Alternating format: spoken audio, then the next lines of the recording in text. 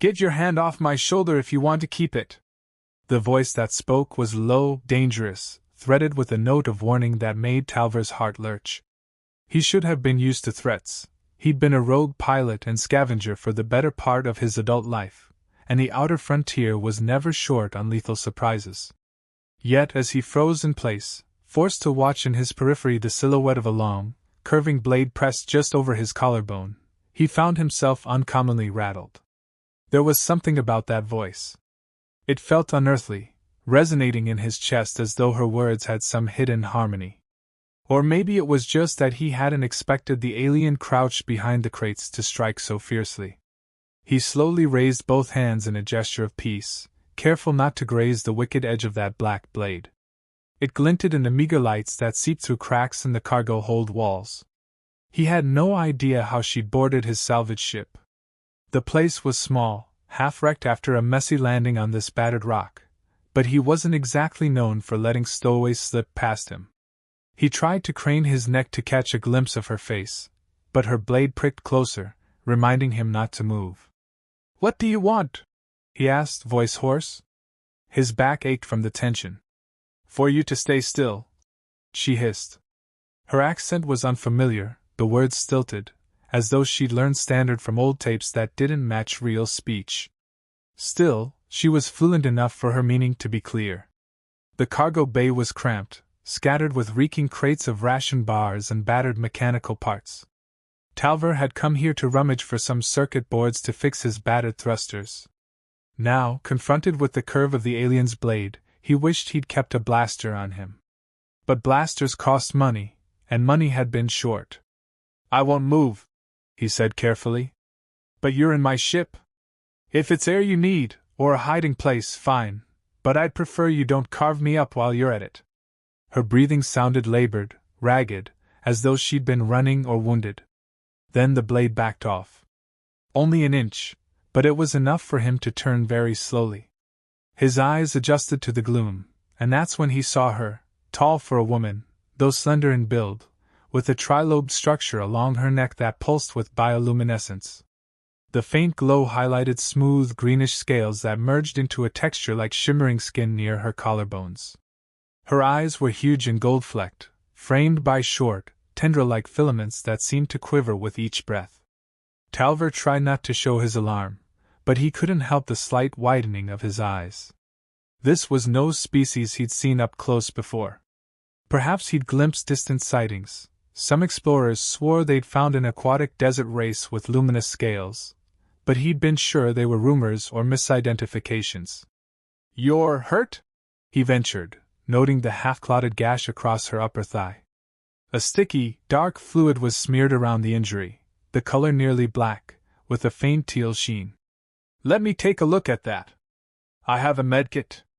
She set her jaw, revealing teeth that were sharper than a human's but worn, more delicate, as though made for slicing soft sea creatures rather than thick muscle. "Why would you help me?" She still held the blade, though not pointed at him. Talver shrugged one shoulder. "It's my ship. No sense letting someone bleed out in my cargo hold. Stains are a pain to wash off." Her gaze flickered to the battered walls of the hold. She seemed uncertain.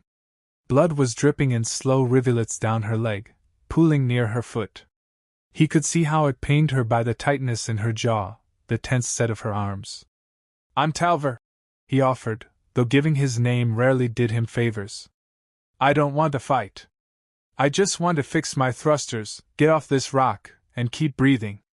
Maybe we can help each other, or at least not kill each other." She stared at him for a moment longer, those tendrils on either side of her face shifting in subtle patterns. Then, with a slow, wary nod, she lowered the blade. "I am Rishaya." Her voice held a faint vibrato, like a chord strummed underwater. Talver released a breath he hadn't realized he was holding. He gestured vaguely at a corner where a lamp was bolted to the wall. "Sit over there. I'll bring the medkit." He retreated to the corridor, not missing how her blade stayed within her reach, even as she limped toward the pool of light. This was a dangerous gamble, inviting an unknown alien to remain armed in close quarters with him, but something in the trembling of her limbs and the pallor of her face told him she was as desperate as he was. Maybe even more so. A minute later, he returned with his battered case of emergency supplies. She had propped herself against the wall, breathing shallowly.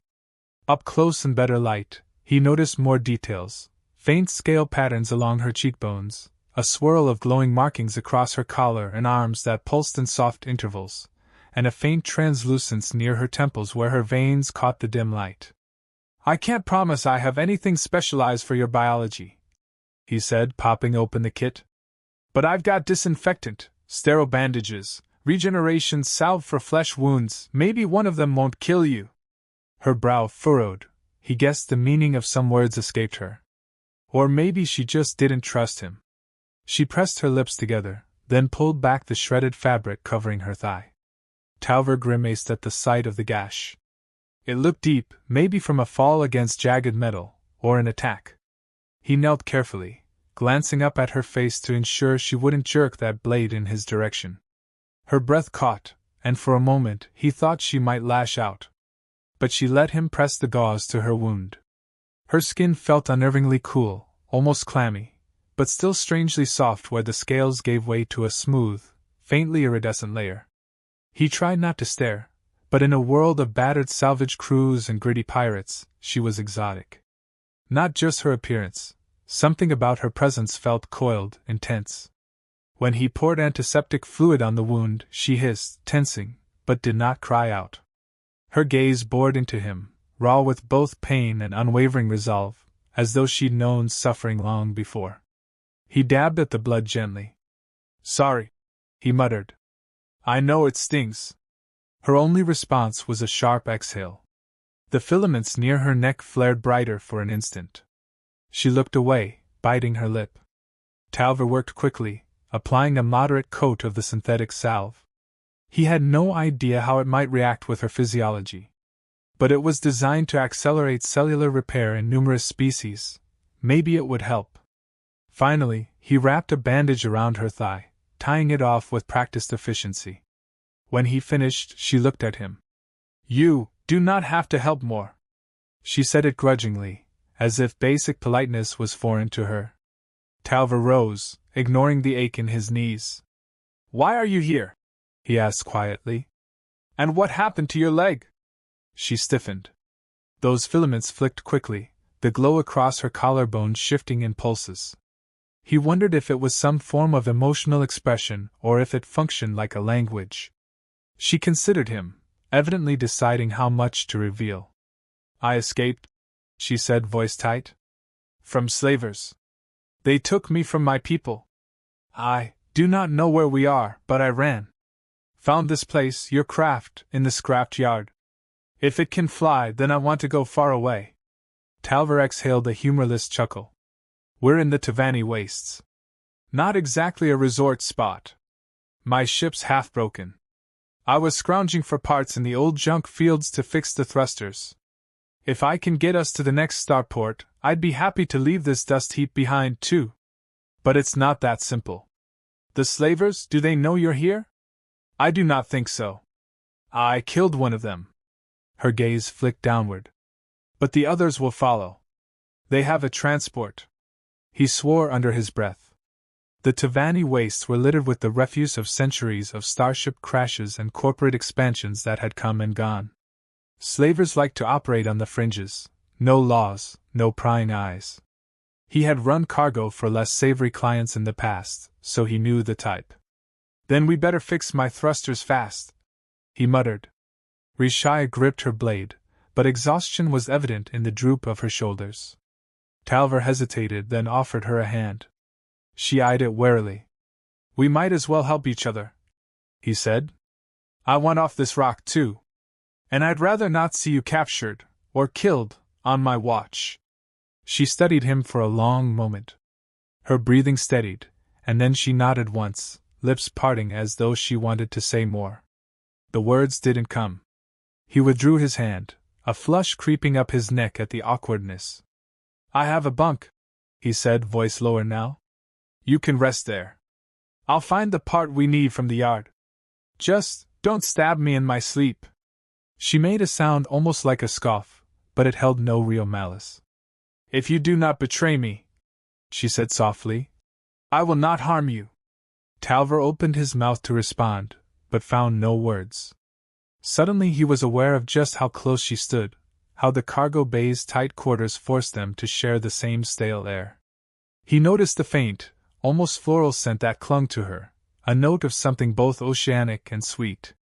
It made his head swim for a second before he shook it off. "Good," he whispered finally, stepping back. "I'll show you where the bunk is. Then I'll get back to work. We don't have much time." She nodded, and he felt that subtle shift in the room's tension. It wasn't trust.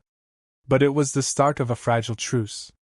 Talver led her through the cramped corridor to a tiny sleeping berth that was half the size of a walk-in closet. The single bunk was the only place to lie down. She eyed it with what might have been confusion or distaste. But she was limping, and he could see the trembling in her limbs growing worse. She all but collapsed onto the narrow bed, gripping the side to steady herself. Her luminous scales dimmed, presumably a sign of exhaustion. He lingered in the doorway, uncertain if he should say something else.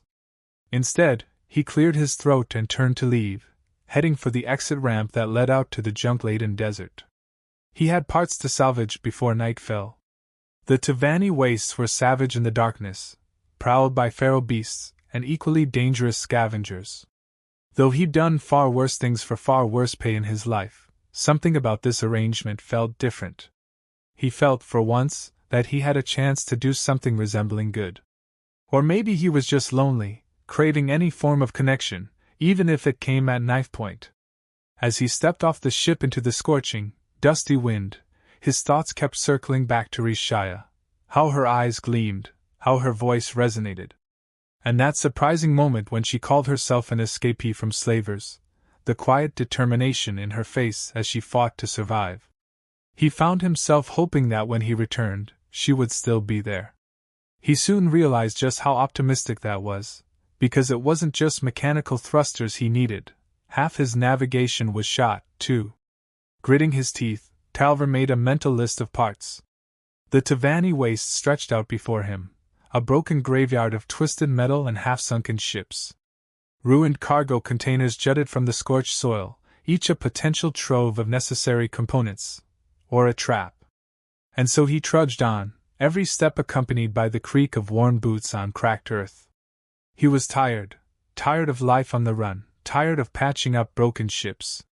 Maybe the chance to help someone else escape captivity would be worth the risk.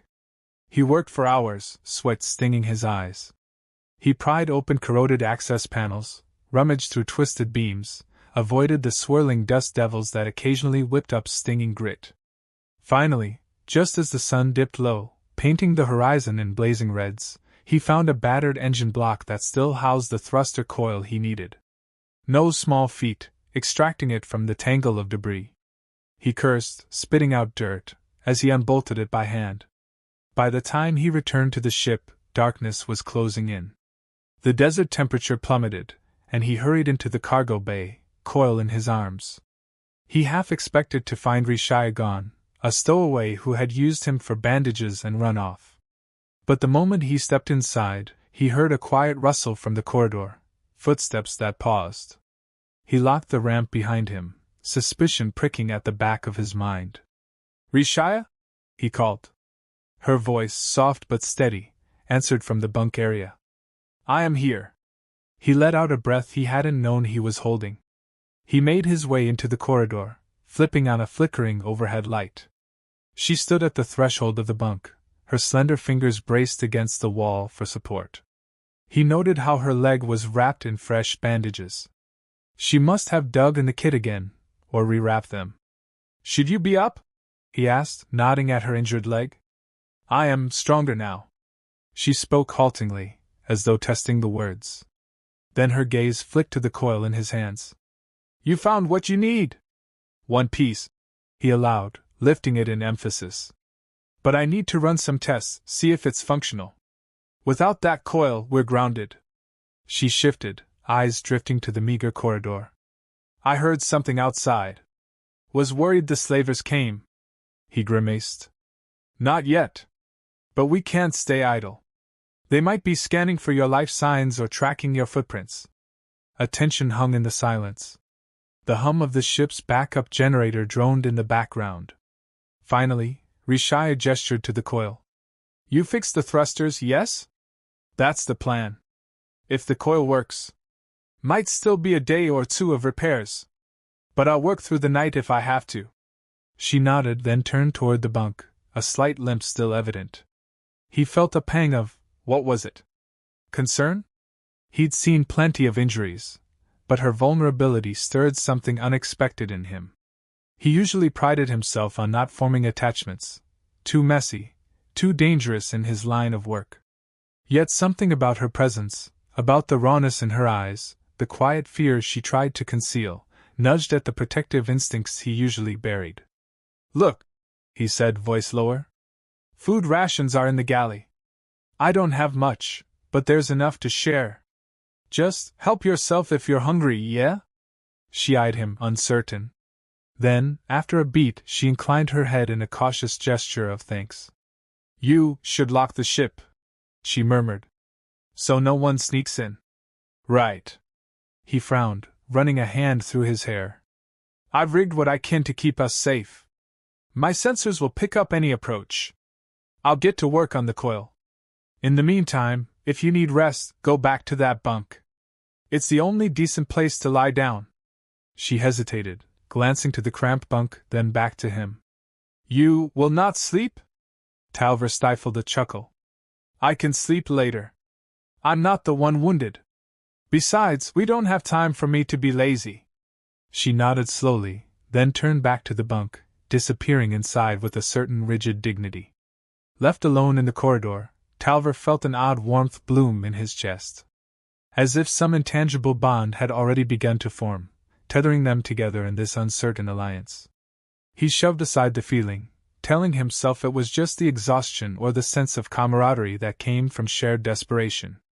Still, when he settled in the engine room to test the coil, he found his thoughts drifting to Rishaya more often than he expected. Over the next several hours, he tore open the thruster housing, tested connections, cursed under his breath when sparks flew.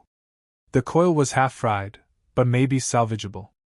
The regeneration kit was low on power, so the fix was going to be delicate. If he messed this up, they'd be stuck here until a new coil could be scavenged, and that might be a death sentence if the slavers found them first. He finally paused to catch his breath, leaning back against the metal casing. His eyes burned, sweat trickled down his temple. He realized he'd been ignoring the chill that had settled into the ship's interior once the sun went down. The desert nights were frigid, and the ship's main power was still offline except for critical systems. He wandered back into the corridor, half thinking to grab a water pack and a ration from the galley, when he noticed the bunk door slightly ajar. The overhead light from the hallway cast a sliver of illumination across Rishaya's sleeping form. She was curled on her side, breathing shallow but steady. Her hand gripped that blade near her chest, even in rest. He was about to step away when her eyes snapped open, the gold flecks within them catching the faint light. She stared at him, tension flaring across her features. Then she relaxed slightly, seeming to register that it was only him. Sorry, he murmured, stepping back. Didn't mean to disturb you. Just grabbing some water. She blinked, pushing herself up a bit. Her hair like filaments fluttered, glowing faintly. I was dreaming, she said, as though disoriented. Nightmares. Talver hesitated, unsure what to say. They weren't friends. They were thrown together by circumstance. Yet an unusual empathy stirred in him. Sometimes talking helps, he offered, though he doubted she wanted to share. She drew in a shaky breath. It was about them. She looked away, jaw tensing. How they took me, chained me, forced me. Her voice cracked, and she abruptly fell silent. He swallowed, uncertain if he should approach. The last thing he wanted was for her to see pity in his eyes. She had too much pride for that. But the hollow quiet that followed made him take a step closer. For what it's worth, he said gently, you're safe here. I don't have much, but I'll do what I can to keep them away. She glanced at him with an intensity that made his heart pound. Why? He rubbed a hand over his stubble, feeling the dryness in his mouth. Because I know what it's like to run. And well, I figure, no one deserves to be in chains. She watched him for a moment. Then her gaze dropped to the small pillow jammed at the end of the bunk. She seemed to consider something. Without a word, she shifted over, making a tiny space on the cramped mattress. It was an awkward invitation if he ever saw one. His mind raced. She might be suggesting a share of warmth, or she might just not want to be alone. Could even be a gesture of some alien custom he didn't understand. In any case, the bunk was barely wide enough for a single occupant, let alone two. I'll be fine, he managed, his heart hammering. I still have to fix the coil. She said nothing, but her gaze lingered on him. He cleared his throat, turned away, and headed for the galley. Something about the moment left him breathless. The possibility of closeness with someone so unknown, so alien, physically, culturally, felt like a precarious step into uncharted territory. He paused at the galley, rummaging through the rations until he found a packet of protein bars. He tested the water purifier. The reading was low, but good enough. He sipped the water, forced himself to eat half a bar. He was bone-tired, yet part of him refused to sleep. If the slavers came in the night, if the coil needed more immediate attention, he had to keep going. But fatigue weighed on him like lead. Finally, after another hour of tinkering with the coil, he stumbled to the corridor outside the bunk. He stared at the closed hatch, picturing Rishaya inside. The faint memory of the blade at his throat remained, but overshadowed now by the memory of her trembling in pain, the hush of her voice as she spoke of nightmares. He sighed and trudged to the cockpit. It was a cramped space with a single pilot's seat that reclined a fraction, just enough for a makeshift bed if he needed it. Collapsing into it with a weary groan, he let his eyes drift shut. He wasn't sure how long he slept, but eventually, the shrill beep of the ship's sensors tore him from a dreamless void. He jolted upright, heart pounding. The sensor panel glowed red. Something, or someone, was approaching outside. He scrambled to his feet, cursing under his breath. Could be a wild creature sniffing around, or a stray scavenger. Or it could be the slavers. He raced to the corridor, yanking open the bunk door. Rishaya, he hissed, flicking on the light. She was already sitting up, blade clutched in hand, eyes wide with alarm. What is it? Something's out there. I have to check it out. Stay here, keep that blade ready. If you hear me call, be prepared to run or fight. She nodded, jaw set. He could see her adrenaline spiking, the glow in her filaments intensifying. Gathering his courage, he grabbed a rusty pulse pistol from a wall compartment. He'd nearly forgotten he still had it. It had maybe 2 charges left, but it was better than nothing. He carefully unsealed the hatch to the outside, stepping onto the ramp with the pistol raised. The desert night stretched before him, cold and silent. Moonlight cast the wastes in pale silver. The motion sensor beeped steadily, indicating movement near the starboard side. He crept along the hull, pressing himself against the metal. The cold stung his fingertips. Then he heard it, scraping sounds, like something trying to pry open a side panel. He summoned what little courage he had, pivoted around the corner. A large, hunched creature hissed at him. Its elongated snout ended in rows of small, razor-sharp teeth, and its scaly hide shimmered in the moonlight. Talver recognized it as a desert prowler, a scavenger beast known to roam at night. Normally they attacked only if cornered or starving. This one, apparently, was starving enough to try ripping into the hull for scraps of food or shelter. He exhaled, leveling the pistol. His hands trembled. The beast snarled, crouching low, ready to lunge. Just go away, he muttered. Don't make me waste a shot on you. It leapt. He cursed, firing a single pulse. The beam crackled out, striking the prowler's flank. The creature yelped, rolling across the dust. But the shot was weak, and the prowler staggered to its feet, obviously wounded but still dangerous. It let out a rattling roar, then darted off into the darkness, presumably deciding Talver's ship wasn't worth a second attempt. Talver's heart hammered. He stood there a moment, scanning the horizon for any sign of slavers, but saw only endless debris fields under the moon. Finally, he lowered the pistol, letting out a long, shaky breath. He turned to see Rishaya standing in the open hatch behind him, eyes wide, blade in hand. "A prowler," he explained. "Nothing we can't handle." She nodded, visibly relieved. The filaments on her neck slowly dimmed from their heightened glow. Then she noticed the tremor in his hand that held the pistol. He quickly tucked it away, trying to hide his nerves, but he suspected she saw it. He beckoned her inside, sealing the hatch. "I should have set up a better perimeter alarm. We'll do that tomorrow, once I get the thrusters operational." She followed him into the corridor. He expected her to retreat to the bunk, but instead, she lingered, eyes on his tense posture. Finally, she spoke, voice softer than before. "You are shaking." He tried for a laugh, but it came out forced. "Long day. I'm just exhausted."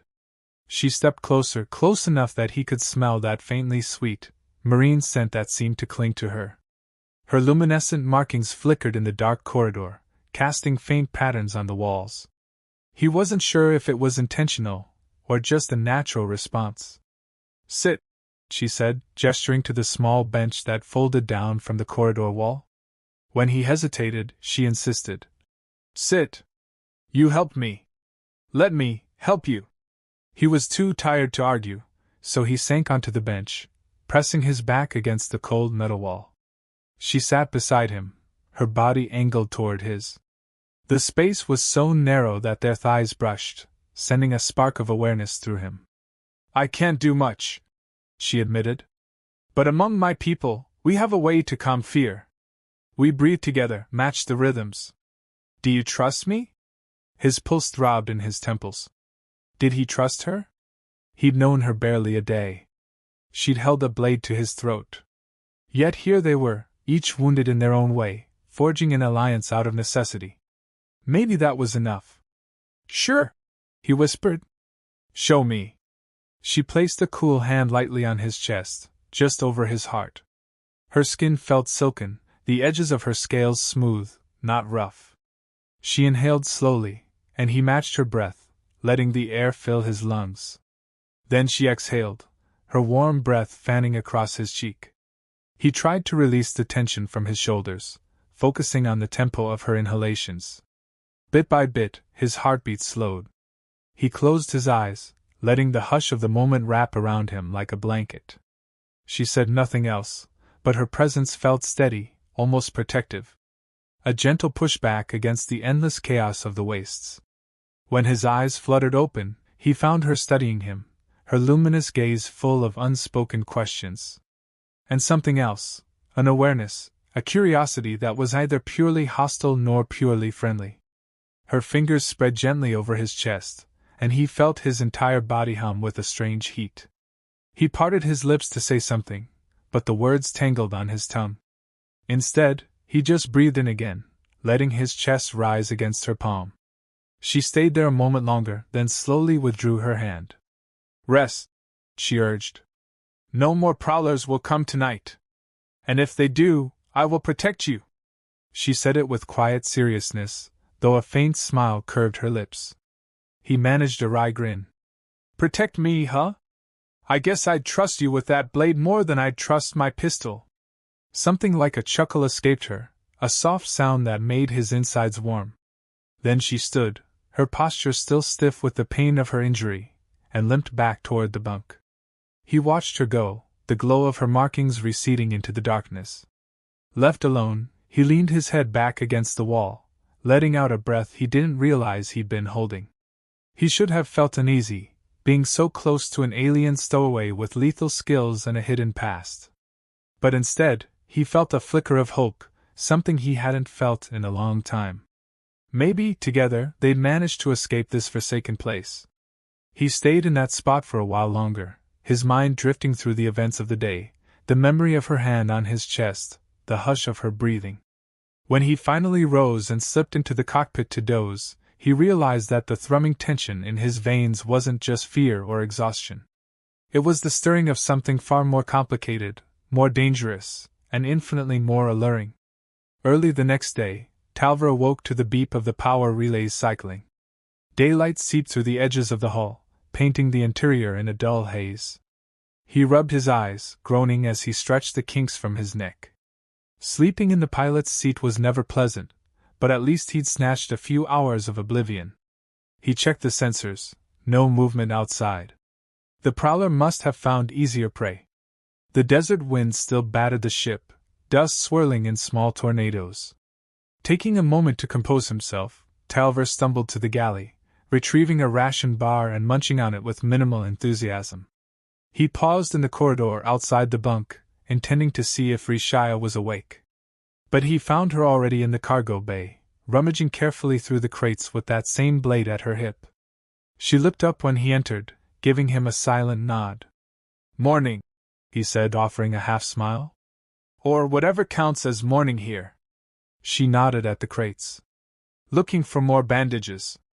Also, these smell like chemicals, but might be edible."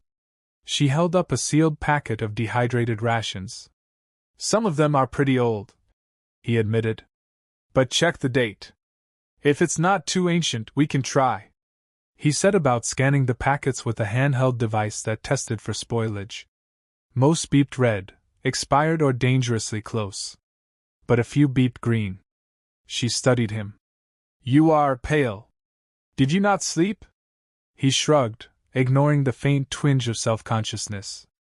"I slept enough. The thruster coil's my priority now. The sooner I fix it, the sooner we get off this rock." She nodded, then surprised him by stepping closer. "I can help." He blinked. "Not sure you know your way around starship engines." A slight tilt of her head. "I do not.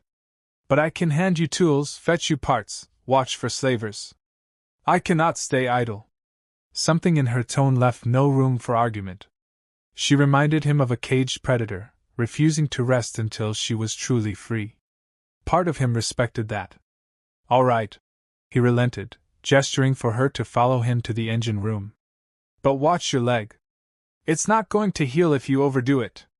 She offered a faint smirk, as if to say that her own body was her concern. He led the way past the cramped corridor into the small aft compartment that housed the main thruster assembly. The coil lay in pieces across a workbench, wires splayed out. For the next few hours, they worked in near silence. Talver pointed out which tools he needed, and she handed them over with surprising dexterity. She stood behind him, occasionally steadying a piece of equipment, while he welded connectors or soldered wires. At one point, she leaned in too close, and he caught a whiff of her peculiar scent again, that sweet oceanic perfume. It sent a shiver through him, and he swallowed hard, trying to focus on the thruster assembly. "You have done this before," she noted, watching him fuse a broken circuit board. "Yeah, I've patched up more engines than I care to remember," he replied, his voice echoing slightly in the cramped space. "Been drifting around the frontier since I was a kid. You pick up a few skills if you want to stay alive." "I know what it is to wander," she said quietly. "Though not by choice." He glanced at her, seeing the flicker of pain in her eyes. He wondered how she'd ended up enslaved in the first place. Had her people been conquered, or had she been captured while traveling alone? He wanted to ask, but her rigid posture told him that prying would be unwelcome. They fell back into silence, broken only by the hiss of the welding torch and the occasional beep of diagnostic tools. Eventually, he paused to wipe sweat from his brow. "We'll need to test this once it's installed. If it doesn't fire properly, we'll have to rewire half the circuit board. That could take another day." She set down the tools she was holding, her gaze locked on the half-repaired coil. "We do not have many days," she murmured. "The slavers, they will not stop. You understand?" "Yeah, I get it." He exhaled sharply. "I'm doing what I can. If there's a meltdown in the coil, we'll be grounded. We won't survive if they come in force." Her jaw clenched, tension rippling through her slender frame. He found himself wishing he could offer more reassurance. Instead, he just muttered, "Let's hope for the best." They pressed on, each hour feeling heavier with the knowledge that time was running out. Rishaya's presence, though mostly silent, gave him a strange sense of companionship. Her focus was intense, unwavering, and when she occasionally brushed against his arm to pass him a tool, he felt a warmth spread through him that had nothing to do with the welding torch. Around midday, he suggested they break for water. They retreated to the galley, where Rishaya sipped from a cup with careful deliberation, as though she found the motion odd. Her filaments fluttered as she drank, the glowing patterns on her arms pulsing in a rhythmic cycle. She noticed him watching and set the cup down, glancing away. "Among my people," she said softly, "we do not drink like this. We absorb through specialized membranes. But I can mimic your way." "Mimic, huh?" He tried to imagine the evolutionary path that would result in such an alien trait. "Guess you have more than one way to adapt." "Survival," she replied, her voice taut. "That is all we know now. Once we were proud. We lived beneath shallow seas on our homeworld, migrating with the tides. Then the slavers came. They captured many, scattering us across the void. I have not seen my homeworld in so long, I fear I will never see it again." Talver felt a pang of sympathy. "I'm sorry," he said, knowing how futile the words sounded. "I've never had a place I'd call home. Maybe that's why I drift. But I can't imagine losing something so important." Rishaya's gaze lifted to meet his. For a moment, the weight of her sadness pressed against him, tangling with his own regrets. Then she abruptly stood, wincing as she put weight on her injured leg. "We should return to work," she said, her voice clipped. "Time is short." He agreed, and they returned to the engine room, each burying their private ghosts in the labor. By evening, the coil was reassembled. He ran a preliminary diagnostic, which showed some promise, though a few error codes popped up. "We're close," he told her, frowning at the display. "But the calibrations are off. We'll need to realign the plasma feed. That could take hours." Rishaya shifted her weight, the glow in her filaments flickering in what he'd come to recognize as frustration. "Do it. I will help however I can." He almost smiled. There was a determination in her that mirrored his own. Together, they bent over the console, discussing voltage levels, adjusting output settings. Though Rishaya's knowledge of mechanical systems was limited, she learned quickly, and her steady hands helped hold things in place. At one point, an impulse overcame him. He paused, turning to look at her. She was so focused on the readout that she didn't notice at first. Then she glanced up, meeting his eyes. The moment stretched, their faces close, the console lights reflecting on her cheekbones, highlighting the faint pattern of scales that curved around her jaw. He wasn't sure what he was thinking, only that the weight of her presence, the soft hum of her breath, and the strangely intimate hours spent working side by side had built a tension he couldn't ignore. It hummed in the air between them, a current of awareness that made his pulse pound. She drew in a slow breath, and he heard the faint rasp in her throat. Her gaze flicked to his lips, then back to his eyes. He felt an undeniable pull, an urge to close that short distance, to brush his mouth against hers and discover what it felt like. But the moment shattered as the console beeped, an alarm indicating a short in the wiring. Both of them jerked, snapping back to reality. Talver cursed under his breath and reached to shut off the alarm. Rishaya stepped away, clearing her throat. They avoided each other's eyes for a moment, focusing on the problem at hand. As they worked to fix the short, the tension lingered in the air, crackling like a live wire. Talver's hands shook slightly with the after-effect of that near kiss, but he forced himself to focus on the wires, the calibrations, anything to keep from being overwhelmed by what had almost happened. Eventually, the short was fixed, and the console beeped a steady green line. Initial tests suggested the coil might function at partial capacity, enough to lift them off, but it would be a rough ride. Talver stepped back, wiping sweat from his brow. "We should test the thrusters at dawn," he said, keeping his voice level. "We need a clear line of sight, and we're losing light." Rishaya agreed, her tone subdued. "Yes. Then, maybe we can leave this place." He could see uncertainty flickering in her eyes, as though she wondered what would become of them once they were airborne. Would they stay together? Go their separate ways?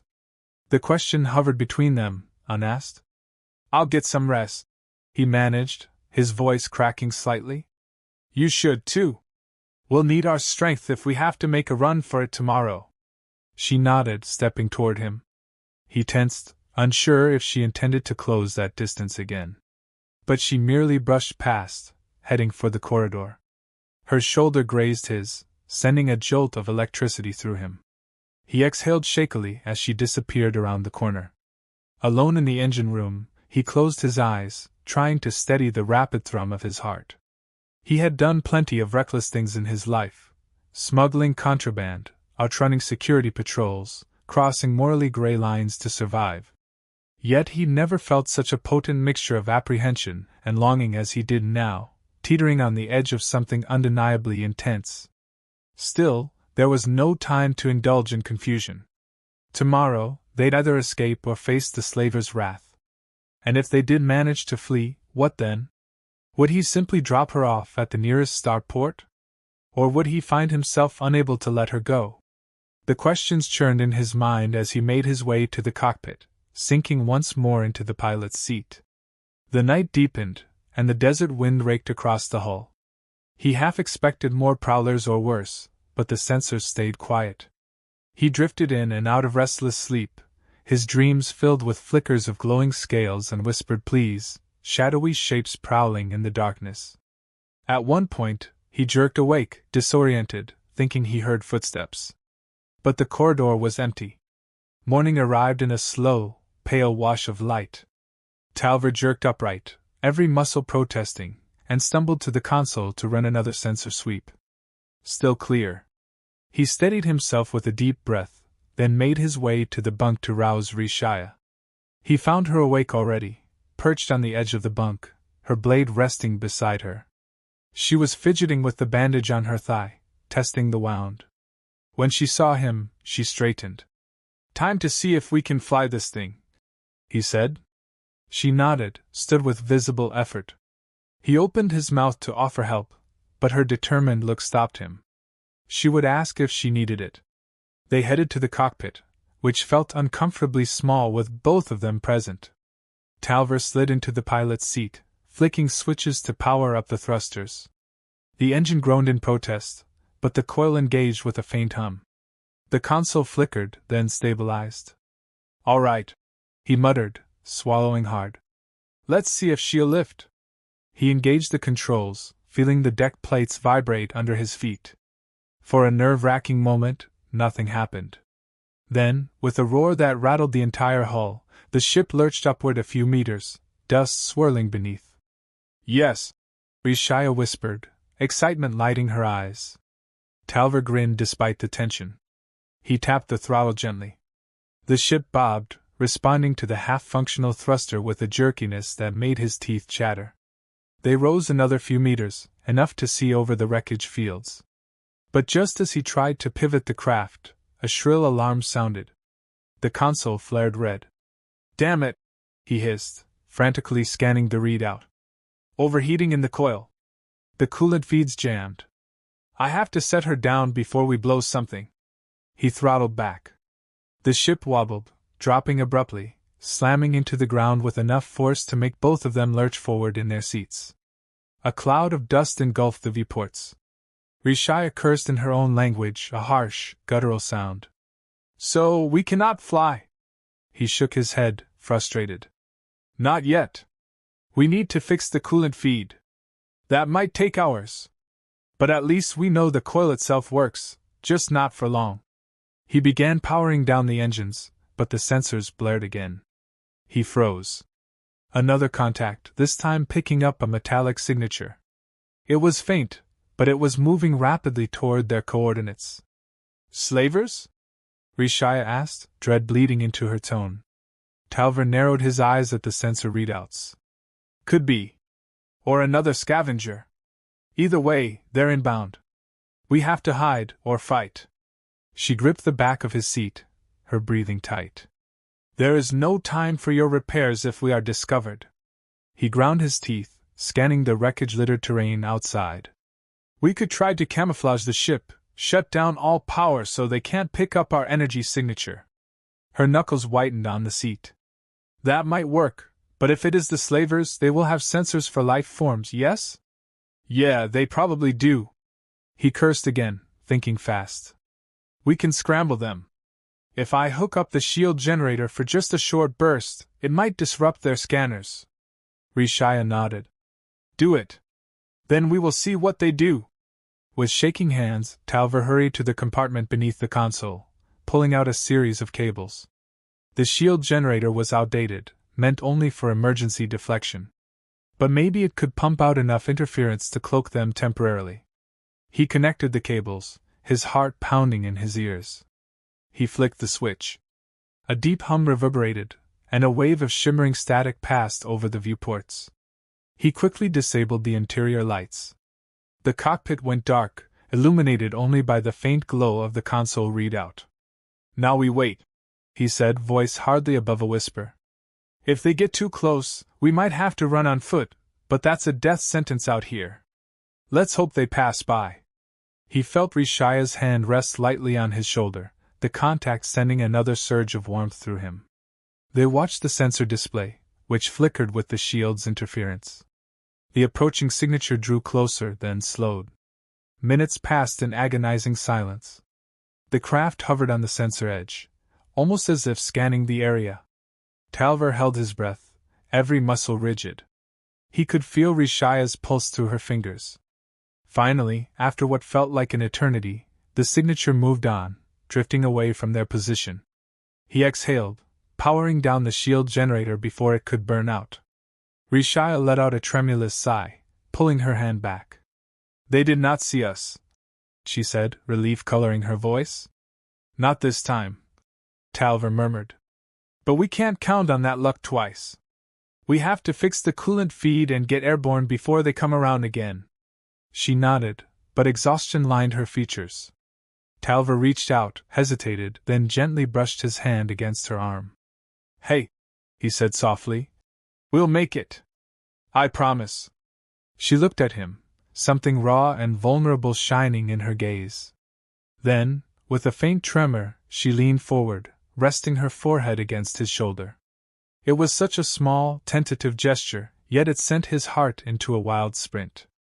He lifted a hand to cradle the back of her neck, feeling the soft filaments there, the subtle glow they emanated. She inhaled shakily, and he felt her breath against his collar. For a moment, they just stayed like that, two fugitives, clinging to each other in a cramped cockpit.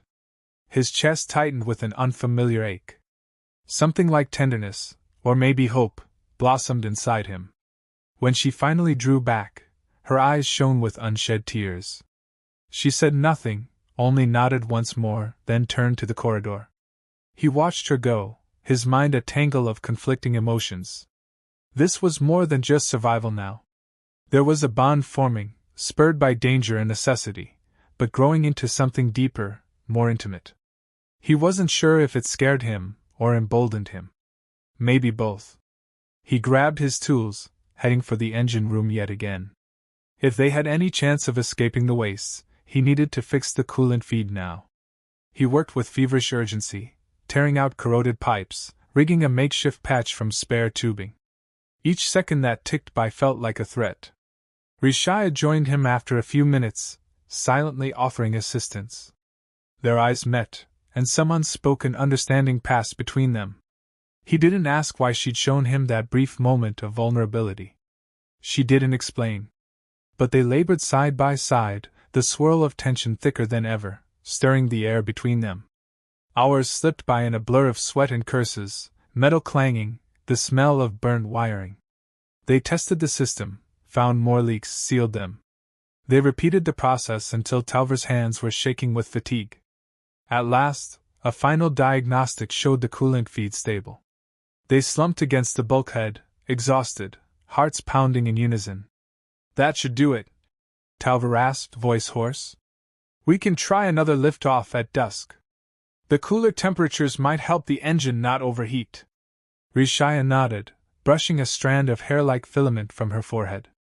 Her leg bandage had bled through, but she paid it no mind. She seemed more concerned with the thruster readouts. A pang of concern twisted in Talver's chest. "Let me check your wound," he said, reaching out. She jerked away reflexively, then paused, catching herself. Carefully, she nodded. He gently peeled back the soiled bandage. The gash looked inflamed, but not infected. Her alien physiology made it hard to judge. He cleaned it again, applying a fresh bandage, all the while acutely aware of how she tensed at his touch. Not in fear exactly, but in vulnerability. She allowed him closer than before, her breath hitching when his fingers brushed her skin. When he finished, she didn't pull away. Their eyes locked, and in that charged silence, the hum of the ship's systems was deafening. He swallowed, remembering how they nearly kissed at the console. That tension still simmered, intensifying with every second they were forced to rely on each other for survival. He didn't know who moved first, but suddenly they were closer than before, her warm breath mingling with his. He felt the slight catch in her throat, saw the flicker of her luminous filaments. His hand slid up her arm, a soft rasp against her scaled skin. Her eyes fluttered closed, and he leaned in, the distance between them collapsing. Their lips met, tentative at first, a mere brush of contact that sent a jolt through every nerve in his body. She made a quiet, startled sound, her body tightening with the unfamiliar sensation, but she didn't pull away. He cradled her cheek, deepening the kiss just a fraction. Her mouth parted, and he tasted something exotic, an almost briny sweetness that made him dizzy. She responded hesitantly at first, as though this form of intimacy was new to her species. But then her hand curled into his shirt, pulling him closer. They broke apart after a breathless moment, both gasping. Her luminous markings flared, bathing her cheeks in a soft glow. Her lips parted, as if searching for words, but none came. Talver's heart pounded. He wanted to say something, an apology, a declaration, anything to address the intensity of what just happened. But all that came out was a husky whisper of her name. She lowered her gaze, a trembling exhale escaping her. "This is not the time," she managed, voice low. He nodded, trying to quell the surge of want that flared through him. She was right.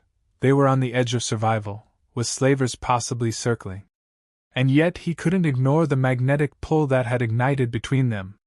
Still, necessity trumped desire.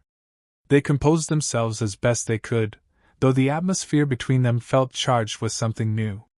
With the coolant feed fixed, the thrusters had a chance, but they needed to wait for cooler evening air to reduce stress on the system. The next few hours would be a waiting game. They decided to power down all non-essential systems to avoid detection, leaving only minimal lights. They huddled in the ship's midsection, listening to the wind batter the hull. The tension between them hovered unspoken. Sometimes their eyes met, and they both glanced away, hearts pounding. Finally, as the sun slid behind the horizon, painting the Tavani wastes in shadow, Talver roused himself. "It's now or never," he told Rishaya, a tightness in his voice. She nodded, face pale but determined. Together they made their way to the cockpit, strapping in side by side. Talver engaged the engines, feeling the thrusters hum in response. The coil whined, but the temperature gauge stayed in the green for now. "Let's do this," he muttered. He increased the throttle. The ship shuddered, dust swirling, then lifted off in a lurching motion. He bit back a curse, adjusting the stabilizers. Rishaya's knuckles were white on the seat's edge, but she remained silent, trusting his piloting. Higher and higher they climbed, clearing the junk heaps that had trapped them for so long. The horizon spread out in a vast darkness. He eased forward on the controls, aiming for open sky. The temperature gauge crept upward, but not dangerously so. They were just breaking through the thin cloud cover when an alarm blared. Long-range sensors had picked up a vessel closing in from behind, moving fast. Talver's stomach sank. This was it. Rishaya leaned over the display, eyes widening. "That's them," she whispered, a tremor in her voice. He gritted his teeth, pushing the throttle harder. The engine whined in protest, but they gained speed. "We'll have to outrun them, or at least hold them off until we can jump to the next sector." "Weapon systems?" she asked, voice tense. He laughed, a desperate, humorless sound. I don't have any. We're a scrap barge, not a battleship. Our best bet is to keep running. Let me see if I can push the thrusters without melting the coil. He rerouted power from life support to engines. The hull rattled alarmingly. Rishaya glanced at him, alarmed. We will suffocate? No, not for a while. We just won't have fresh air cycling as fast, but maybe we don't need it if we can outrun them. She clenched her jaw, nodding. The slaver vessel loomed closer on the sensor readout, but the gap remained steady. For a few tense minutes, it looked like they might maintain a distance. Then, unexpectedly, the slavers surged, presumably engaging a higher engine class. They began closing the gap. Talver swore. They're faster than us. We can't outrun them for long. I can try weaving through the debris field if we get close enough to the planet's outer ring. Might slow them down, but it's risky. Do it, Rishaya said, steel in her voice. He veered the ship sharply, heading for the ring of fractured debris that orbited the planet. Ancient wrecks, asteroids, and fragments of moon rock drifted in a chaotic dance. If he could navigate through them, maybe the slavers would have to slow down or risk collision. The hull groaned as they entered the ring, small impacts rattling the exterior. The slavers' ship was forced to follow at a safer speed, but it still gained on them, inch by inch. Talver weaved through the debris, heart pounding. One wrong move, and they'd be smashed to bits. Rishaya kept her gaze glued to the sensors, calling out obstacles. Big chunk at 9 o'clock, there. Another at 3. Talver jerked the controls, narrowly avoiding a spinning metal slab. The slaver vessel tried to match his maneuvers, but from the flashes on the scope, it looked like it took a glancing hit to its hull. Yes, Talver breathed, though he was far from confident. Then, abruptly, an energy surge crackled across the console. They're firing on us! A jolt rocked the ship as a stray energy blast grazed their aft shields. Sparks flew, and the temperature gauge spiked. Alarms shrieked. Shields are failing! Rishaya shouted above the chaos. Hang on! Talver swung the ship between two massive debris chunks, setting them on a precarious collision course behind him. The slaver's ship tried to follow, but the shards collided with it, scraping the vessel's side. They banked away, momentarily slowed. Now's our chance, Talver hissed, pushing the throttle to maximum. The coil roared in protest, heat levels soaring dangerously. Another alarm screeched, indicating meltdown risk. Just a little further, he muttered, hands shaking on the controls. The slaver's ship emerged again, battered but functional, and launched another salvo. One blast struck near the main thruster, sending a shower of sparks through the cockpit. Talver cried out as the console lights flickered, then stabilized. Engine power dropping, Rishaya said, her voice strained with panic. Talver cursed, scanning for an escape vector. The planet's mass gravity well was behind them, and open space lay ahead. If he could reach a certain point, maybe he could spool the hyperdrive, though it was never tested. Another risk. He tapped the console, trying to coax more speed, ignoring the meltdown warnings. The coolant feed sputtered but held. The slaver's ship loomed behind them, relentless. Another direct hit, and they'd be done. Hold on, he yelled. I'm going to try the hyperdrive. It might tear us apart, but it's our only shot. Rishaya's eyes were wild with terror. Do it. He input the coordinates for a random sector jump, the nearest place with a known starport. The system wailed, complaining about incomplete calculations, but he overrode it.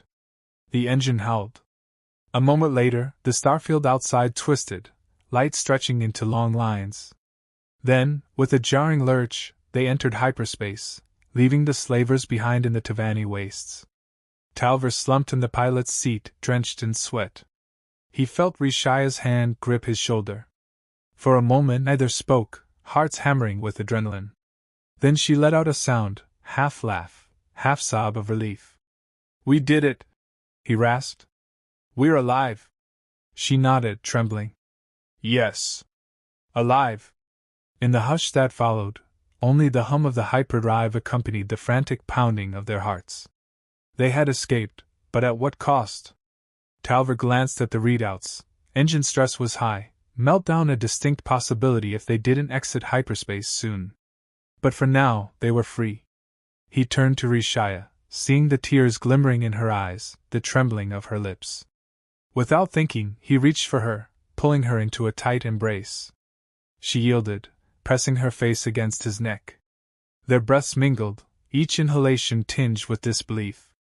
"We're not safe yet," he murmured, stroking her filaments gently. "But we're away from that place, from them." She nodded into his shoulder, her voice choked. "Thank you," she whispered. "I would have died there without you." His throat constricted with emotion he hardly understood. He buried his face in her hair, letting himself revel in the warmth of her closeness. When at last they separated, he saw a new softness in her expression, as though the barrier between them had cracked. "What now?" she asked, her voice barely audible. He looked at the NAV console, which showed a rough path to the starport in the Tarion sector. "We limp to Tarion Station," he said. "I can get repairs there. We'll lie low. And then—" he paused, searching her face. "Then, we figure out what you want." She swallowed, eyes shining.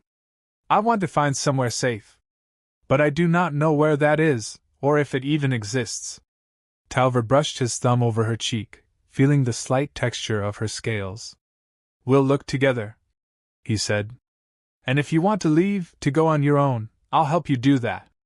But if you want me with you, I'll stay." She stared at him in quiet wonder. Then she closed her eyes, leaning into his touch. The unspoken promise between them, fragile and new, felt like a lifeline in the aftermath of chaos. For once, Talver allowed himself to believe that perhaps there was more to life than just scraping by. Perhaps there was space in his tattered existence for connection, even love. The hyperdrive shuddered, reminding them of reality. He gently disengaged from her, focusing on the controls. The meltdown warnings flashed, but they'd have to endure a few more minutes before they could safely drop out near Tarion Station. "Hold together, girl," he muttered to the ship. Then he glanced at Rishaya, offering a small smile. "We're almost there." She returned that smile, a flicker of hope lighting her features. Though the path ahead was uncertain, they had come this far, survived the impossible. If they did indeed make it to Tarion Station, maybe they'd find a measure of safety, enough to heal wounds and explore the bond that had sparked between them.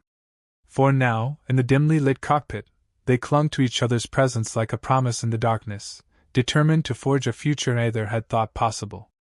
Several tense minutes later, the ship lurched again, snapping out of hyperspace into the outskirts of the Tarion sector. Immediately, alarms blared, indicating that the engine was seconds from critical failure. Talver cursed, fighting the controls, steering them toward the nearest docking beacon on Tarion Station. The station loomed ahead, a sprawling structure of metal and glass perched near a flickering blue star. He hailed them on the emergency channel, requesting immediate docking for repairs. An automated voice crackled through the speakers, granting them a berth. They glided through the station's docking perimeter, thrusters sputtering. Another alarm rang out. This time, the coil meltdown had begun in earnest. Talver guided the ship into a landing clamp just as the engine coughed its last breath, final sparks flying. The hull vibrated violently, but the station's clamps locked on, dragging them into a pressurized docking bay. When the ship finally settled, power flickering dangerously low, Talver slumped in the seat, a wave of relief and exhaustion washing over him. Rishaya let out a shaky breath, her hand clutching his. "Tarion Station," he whispered, almost disbelieving. "We made it." She squeezed his hand, her eyes shining. He could see the swirl of emotions in her face, relief, shock, and something like wonder at the new possibilities that lay before them. They left the cockpit, crossing the short corridor to the cargo bay where the station's docking hatch awaited. The door hissed open, revealing a standard docking corridor. The station's air smelled marginally cleaner than the Tavani wastes, though still laced with mechanical tang. A bored-looking station official waited on the other side, blinking in surprise at the battered state of the vessel and the alien woman leaning on Talver's shoulder. "You folks look like you've been through hell," he remarked. Talver mustered a tight smile. Something like that. We need repairs, and my companion needs medical assistance. Where do we sign in? The official gestured down the corridor. Bay 12 has a basic repair yard. Medical wing is on level 2. Fill out the standard forms, and we can see about getting you patched up. Talver nodded, gratitude mingling with nerves. He could only hope the slavers hadn't placed a bounty on Rishaya or flagged her presence in station records. They'd have to keep a low profile, but at least they were out of immediate danger. He turned to Rishaya, who clutched his arm, her face etched with pain and fatigue. We'll get you checked out first, he said, voice gentle. She opened her mouth as if to protest, but a wave of dizziness silenced her. He slid an arm around her waist, supporting her. That light pressure, that closeness, made his heart twist with protective instinct. They followed the official's directions, eventually reaching the medical wing. After some awkward negotiations, explaining that she wasn't human but needed assistance, an attendant led them to a private examination room. They scanned her quickly, noting the unusual physiology. We'll do what we can, the medic said, eyes flicking with curiosity at Rishaya's scales and filaments. Looks like you've been through something. We've got an alien specialist on staff, though she's mostly used to dealing with known species. We'll proceed carefully. Talver waited outside while they treated her. The corridor was quiet except for the distant hum of station life. Despite the relative safety, anxiety gnawed at him. He worried about the slavers, about station authorities, about Rishaya's condition.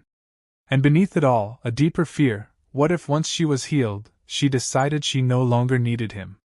After a half-hour of pacing, the door opened, and Rishaya emerged, looking tired but a bit steadier.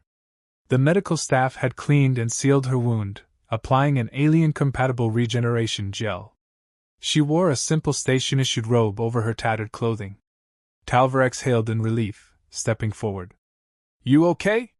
She nodded, eyes meeting his. They say I must rest, let the gel work. But I can walk. Where will we go? He considered that. They'd need lodging while the ship underwent repairs. I'll see if I can pay for a bunk in the station's living quarters. It won't be fancy, but it'll be a bed at least. She looked away, something like apprehension crossing her features. I cannot pay.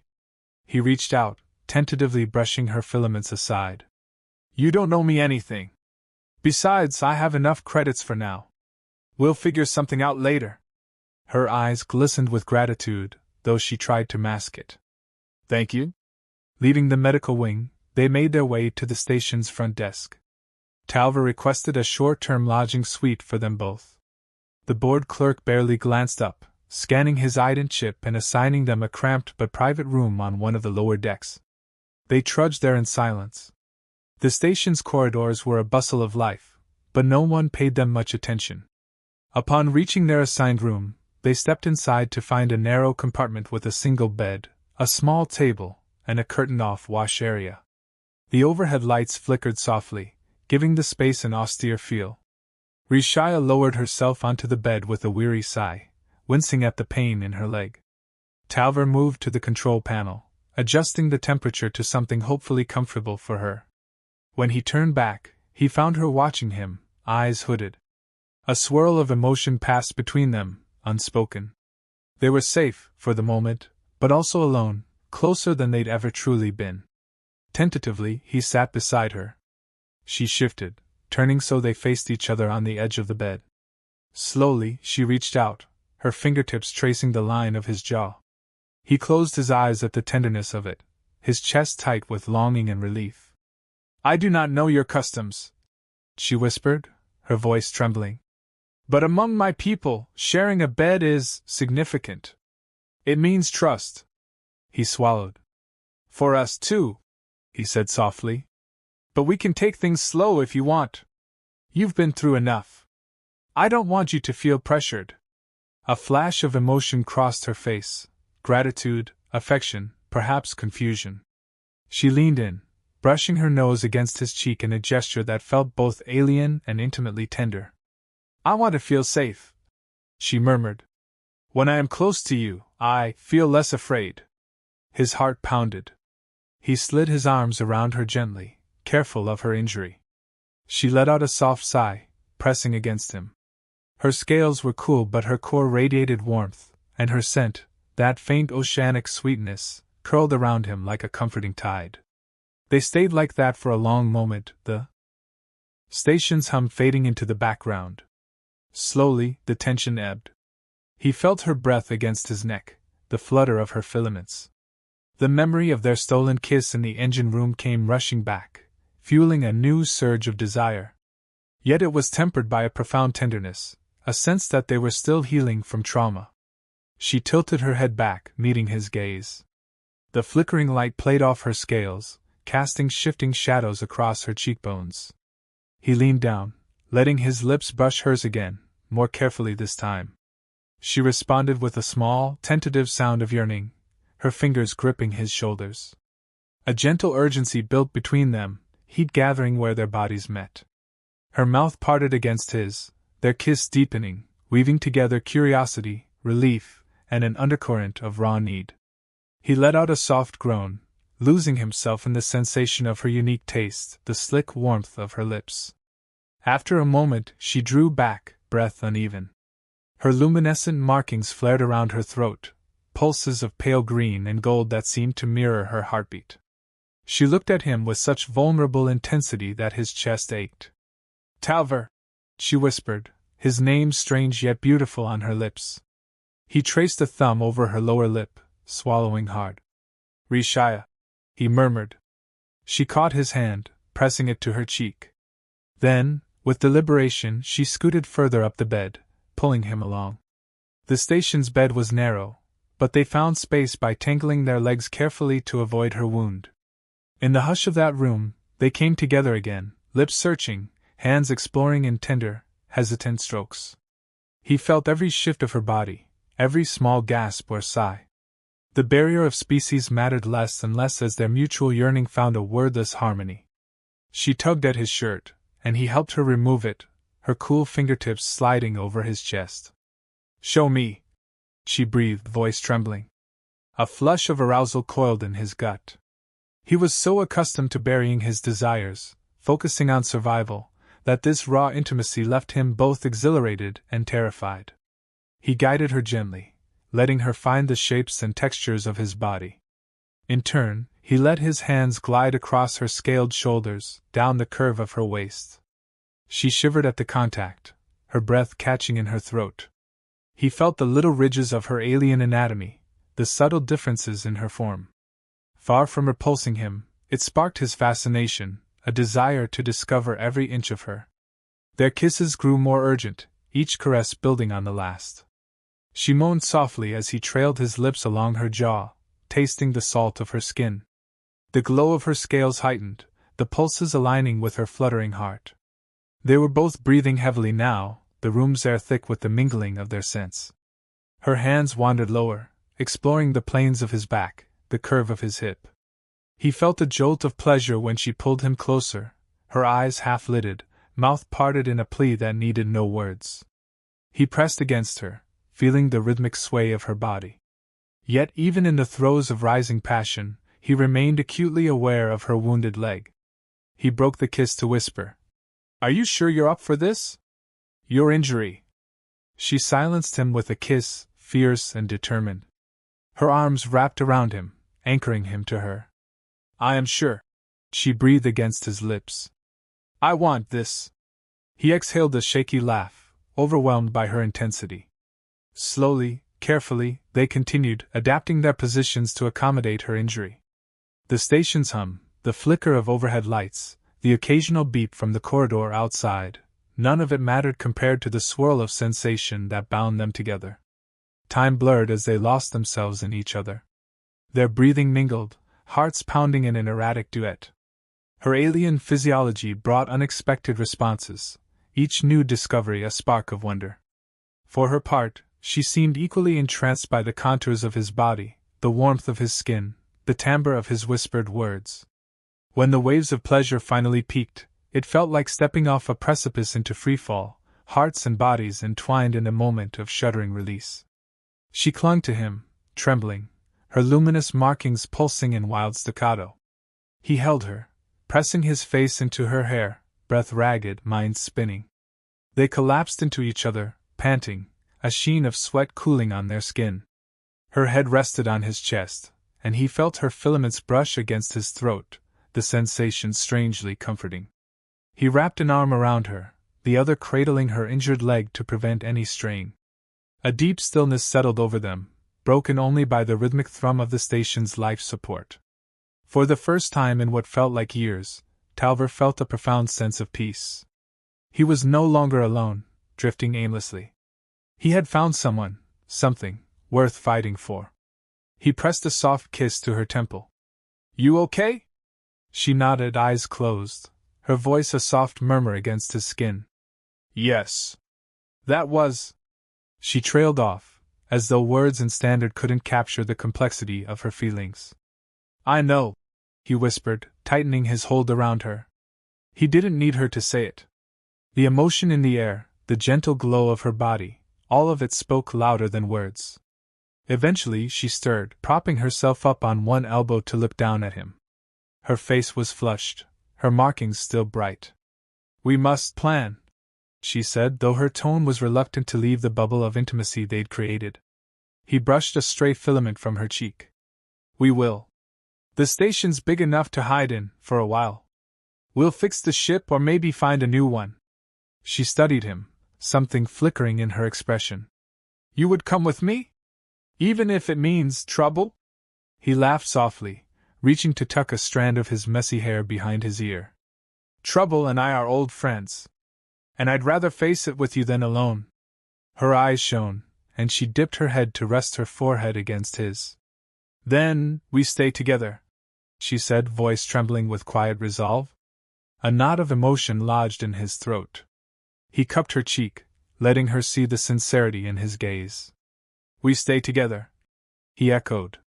In that cramped station bunk, still tangled in the aftermath of shared desire, they found a mutual promise that transcended the differences in their species. It wasn't just survival. It was hope, tentative but fierce, a chance at building something that neither had dared dream of before. The following days on Tarion Station passed in a blur of medical checkups for Rishaya, frantic negotiations with unscrupulous mechanics for ship repairs, and tense nights watching for any sign of slaver agents. They used false names for station records, staying off the main decks whenever possible. Despite the constant undercurrent of danger, a new sense of routine formed between them. Each morning, Talver would scrounge for work opportunities or attempt to patch up the more delicate parts of his wrecked vessel. Each evening, Rishaya would meet him back at their small lodging, healing from her wound, sometimes joining him in the station's labyrinthine corridors to help gather supplies. In the privacy of their shared room, they explored a blossoming intimacy that felt as fragile as it was potent. It wasn't just the physical union, though that, too, was a source of heady wonder, but the quiet moments afterward, the whispered stories of their pasts, the shared meal packets that tasted far better with company. One night, after a particularly nerve-wracking incident where they'd had to slip past some heavily armed mercenaries in the station's main concourse, they returned to their room shaken. Rishaya trembled from the stress, filaments quivering. Talver held her, murmuring reassurances. "Is this life always so dangerous?" she asked, voice small against his chest. He considered that, stroking her hair. "I've never known anything else," he admitted. "But we can try to find somewhere safer once the ship is fixed. There are outer colonies that don't get as much traffic. Or maybe we can strike a deal with a bigger alliance that has an anti-slavery policy." "I don't know," he said, frustration lacing his tone. "I wish I had a real plan. But I'll keep you safe, I swear." She tilted her head to look at him, eyes softening. "We will keep each other safe," she corrected, brushing her lips lightly over his. He let himself melt into that kiss, grateful for her unwavering devotion, even in the face of such uncertainty. When the mechanic finally announced that their ship was borderline flight-worthy, still a mess, but capable of short jumps, they knew it was time to move on. Staying at Tarion Station any longer risked drawing attention, especially if word of Rishaya's presence leaked. On the day of departure, they gathered what few belongings they had, settling their debts with the mechanic. The man eyed Rishaya warily, but said nothing, content to accept Talver's meager payment. Together, they boarded the patched-up ship, stepping into the cockpit that still smelled faintly of scorched metal. Talver ran a quick pre-flight check while Rishaya hovered behind him, blade at her hip, scanning the docking bay as if expecting a last-minute ambush. "All systems green," Talver muttered, though he knew that was optimistic. "We have enough fuel cells to reach the outer colonies. After that, we'll need to refuel or find work." Rishaya nodded, stepping closer to rest a hand on his shoulder. "Wherever we go together," she said, her voice firm. He glanced back at her, heart twisting with a mix of gratitude and affection. "Together," he echoed, returning his focus to the controls. The docking clamps released with a hiss. He guided the ship out of Tarion Station's bay, merging into the star-littered vacuum beyond. Rishaya settled into the co-pilot seat, awkwardly at first, but with growing confidence. She watched the starfield stretch before them. "Are you afraid?" she asked, her voice quiet in the hum of the cockpit. Talver let out a breath, adjusting the thrusters. "Yeah," he admitted. "But not as much as I used to be." She nodded thoughtfully. "I think either am I." He reached over and took her hand, weaving their fingers together. The soft glow of her markings pulsed against his skin. "Let's find our own path," he said, voice hushed, as if afraid to break the fragile moment. She squeezed his hand. "Yes," she murmured. "We will make one." With that quiet promise, they engaged the hyperdrive, leaving Tarion Station, and the lingering shadows of their past, behind. The stars outside blurred into elongated streaks of light as they jumped toward an uncertain future. But they faced it hand in hand, hearts bound by the shared hope of forging a new home, wherever their wandering souls might land.